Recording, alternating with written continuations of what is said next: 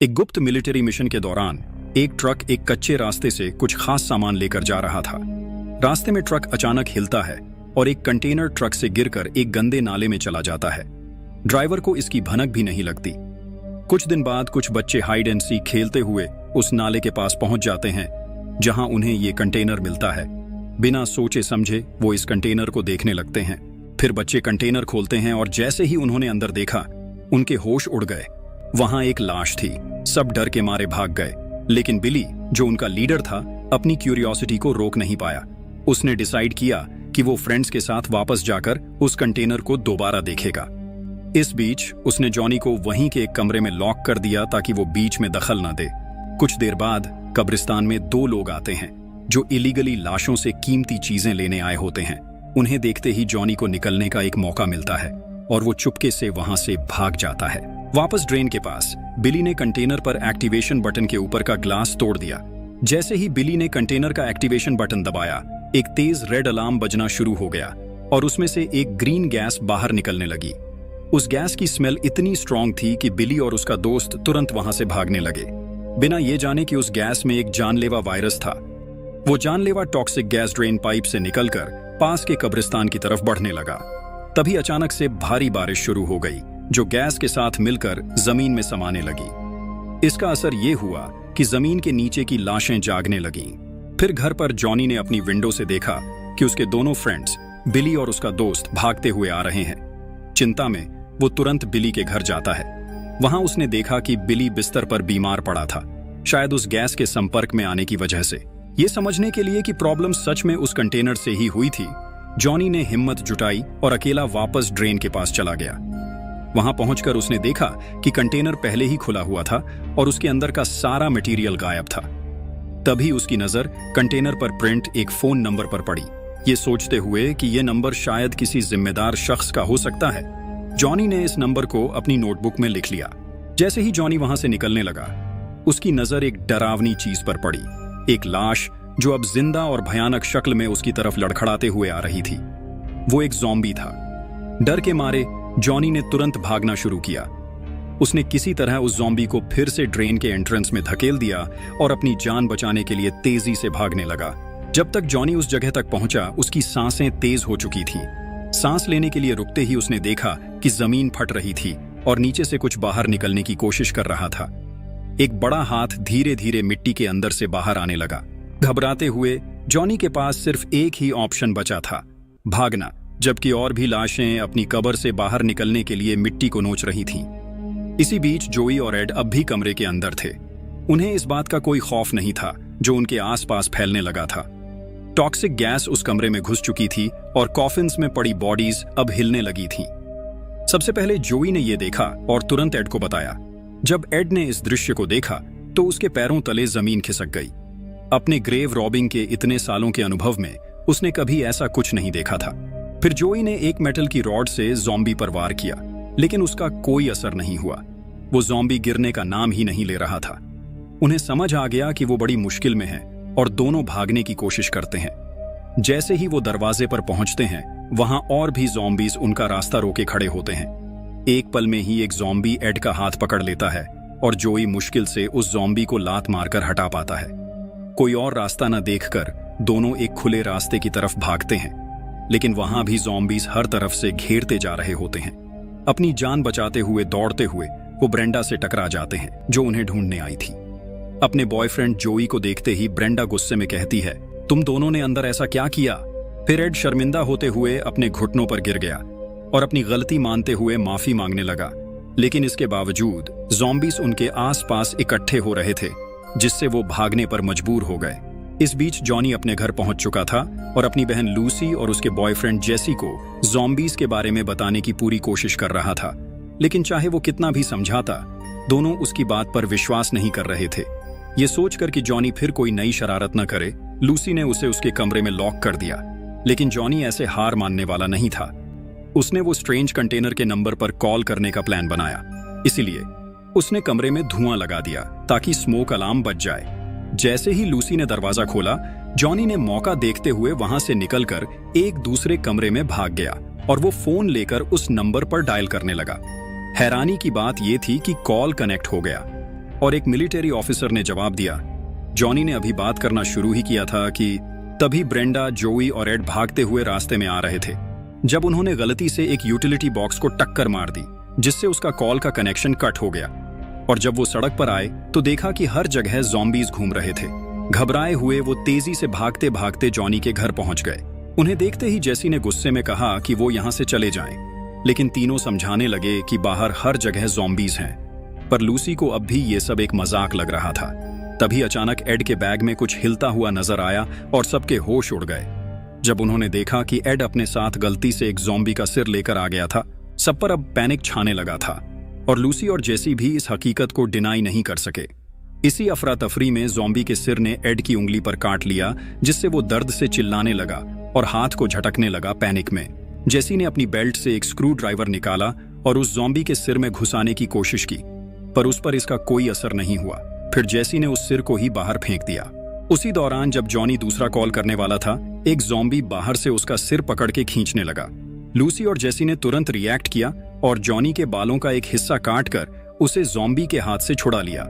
Zombies दरवाजा तोड़ने के लिए तैयार थे, तो उन्होंने जल्दी से एक अलमारी को दरवाजे के आगे लगा दिया, लेकिन यह भी ज्यादा देर तक नहीं टिकने वाला था।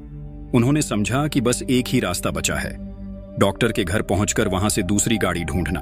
तीनों ने मिलकर जल्दी से जरूरी सामान समेटने की कोशिश की और बाहर निकलने का प्लान बनाया। जेसी वहीं रुक गया ताकि दूसरों के निकलने का रास्ता बना सके और सिचुएशन पर नजर रखता रहा। लेकिन कुछ ही सेकंड्स में ज़ॉम्बीज ने दरवाजा तोड़ दिया और अंदर घुस गए। जैसे ही जेसी वहां से भागने के लिए मुड़ता है, उसका सामना एक और ज़ॉम्बी से हो जाता है जो उसे नीचे गिरा देता है।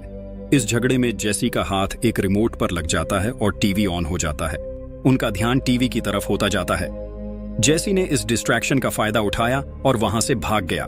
दूसरी तरफ जॉनी, लूसी और बाकी लोग भी एस्केप करने की कोशिश कर रहे थे, लेकिन तभी एक चालाक ज़ॉम्बी चुपके से उनके पीछे आ गया।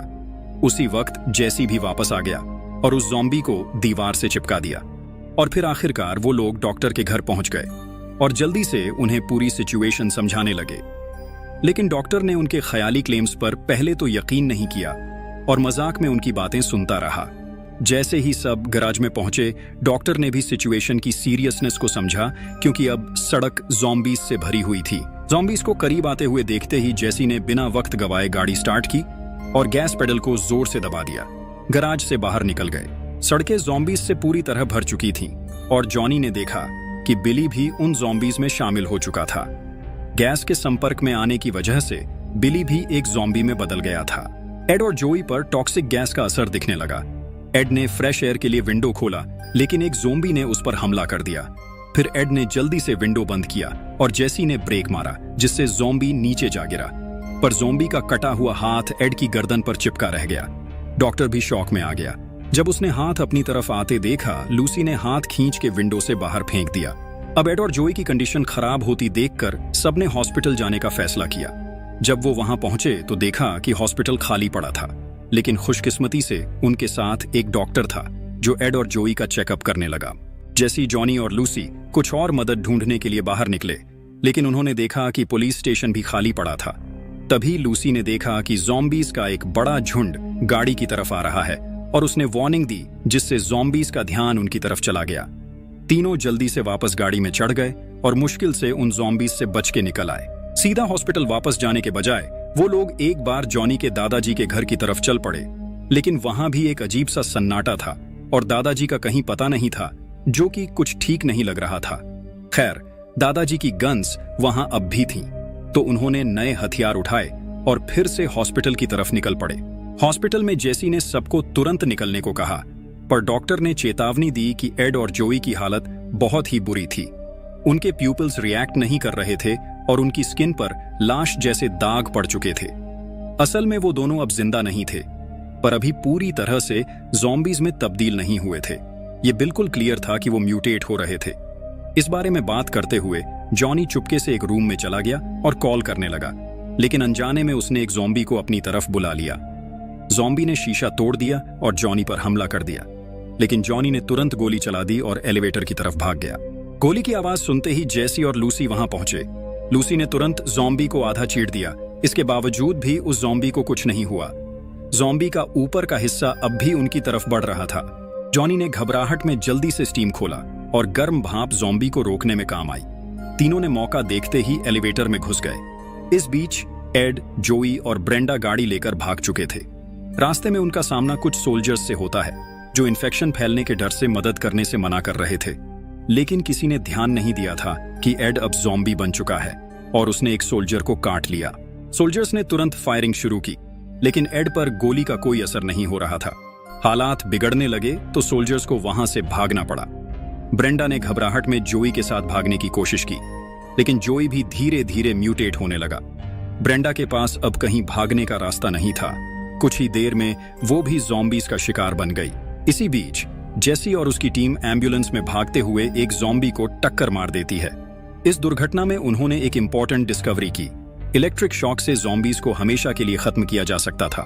पर जैसे ही वो शहर से निकलने वाले थे, उन्होंने देखा कि पूरा इलाका मिलिट्री ने सील कर दिया है। जहां वो खुद को सेफ समझ रहे थे, वहां सोल्जर्स ने उन्हें वापस लौटने पर मजबूर कर दिया। सोल्जर्स ने साफ कह दिया था कि कोई भी क्वारंटीन लाइन क्रॉस नहीं कर सकता। अब और कोई रास्ता नहीं बचा था, तो वो लोग स्लॉटर हाउस की तरफ निकल पड़े। ज़ॉम्बीज की कमजोरी को समझकर उन्होंने एक प्लान बनाया। पिग के दिमाग का इस्तेमाल करके उन्हें वहां बुलाने का। सब कुछ सेट हो गया था, तो वो लोग रास्ते में पिग के दिमाग फेंकने लगे, जिससे ज़ॉम्बीज उनका पीछा करते हुए पावर स्टेशन तक आ गए। वहां उन्होंने ज़ॉम्बीज को एक मेटल गेट के पीछे फंसा दिया। डॉक्टर कंट्रोल रूम में रेडी था स्विच फ्लिप करने के लिए। बाकी 3 लोग बाहर ट्रैप्स लगा रहे थे। सब कुछ ठीक चल रहा था कि तभी छोटा ज़ॉम्बी बिली फेंस पर चढ़कर गेट खोल देता है। इससे सारे ज़ॉम्बीज अंदर आ गए। ज़ॉम्बीज को पास आते देख तीनों ट्रक में घुस गए, लेकिन घबराहट में वॉकी टॉकी बाहर ही छोड़ दिया, जिससे डॉक्टर को टाइमिंग का सिग्नल नहीं मिल पाया। तभी जेसी ने ट्रक और कार्गो होल्ड के बीच एक छोटी सी खिड़की देखी। सोच समझकर उसने जॉनी से कहा कि वो खिड़की से क्रॉल करके ड्राइवर सीट पर पहुंचे और ट्रक को चलाए। जेसी की गाइडेंस पर जॉनी ने ट्रक स्टार्ट कर दिया और सीधा कंट्रोल रूम की तरफ ले जाने लगा। वहां पहुंचते ही जॉनी ने कंट्रोल पैनल का स्विच ऑन कर दिया। एक स्ट्रॉन्ग इलेक्ट्रिक करंट पूरे सेटअप में फैल गया और ज़ॉम्बीज तुरंत ही झटके खाने लगे। सबको लगा अब सब कुछ खत्म हो गया है। बिली, जो किसी तरह से शॉक से बच गया था, अचानक जॉनी पर हमला कर देता है। तभी वहां पर डॉक्टर आ जाते हैं और जॉनी को बचाने की कोशिश करते हैं, लेकिन इसका कोई असर नहीं होता। फिर जॉनी बिली को हाई वोल्टेज करंट में धकेल देता है। इससे बिली भी इलेक्ट्रोक्यूशन का शिकार हो जाता है। इतने में मिलिट्री फोर्सेस भी सीन पर पहुंच जाती हैं और गिरे हुए ज़ॉम्बीज को साफ करना शुरू करती हैं, और ये मूवी यहीं खत्म होती है।